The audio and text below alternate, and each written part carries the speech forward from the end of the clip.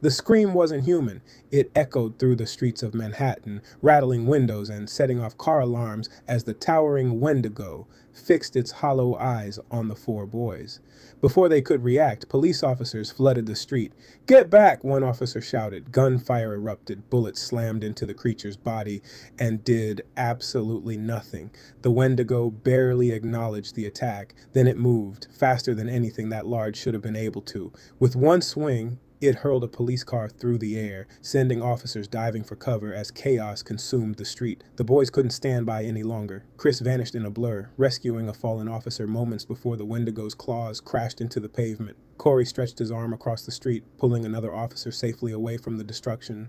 Meanwhile, Joel and Terry charged the monster head on. Joel launched himself into the air and drove a powerful punch into the Wendigo's chest. Nothing. The creature didn't move. Instead, it swatted Joel from the sky, sending him crashing into a parked car. Terry attacked next, forming glowing energy claws around his arms. His blades sliced across the monster's body. For the first time, the Wendigo screamed, but the horrifying sound struck Terry like a weapon, overwhelming his senses before the creature slammed him into a nearby wall. Now all four boys entered the fight together. Corey expanded his arms into massive fists and delivered a crushing punch that finally forced the monster backward.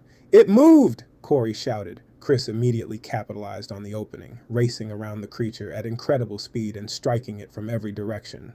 But the Wendigo was adapting. It was learning. Joel climbed back to his feet, exhausted.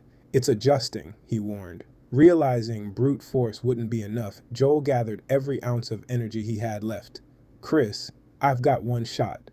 Chris nodded. Time seemed to slow around him as he accelerated faster than ever before. With one devastating punch, he struck the Wendigo across the head, staggering the creature just long enough. "Now!"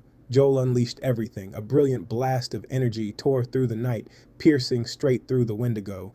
The monster froze. Its body began breaking apart into dust before disappearing completely. Silence filled the street. Joel collapsed from exhaustion, and Chris caught him before he hit the ground. The battle was over, for now. Knowing they couldn't explain what had happened, the boys quickly escaped before the authorities could question them. As they ran through the quiet streets of Brooklyn, relief slowly gave way to unease. Joel finally broke the silence.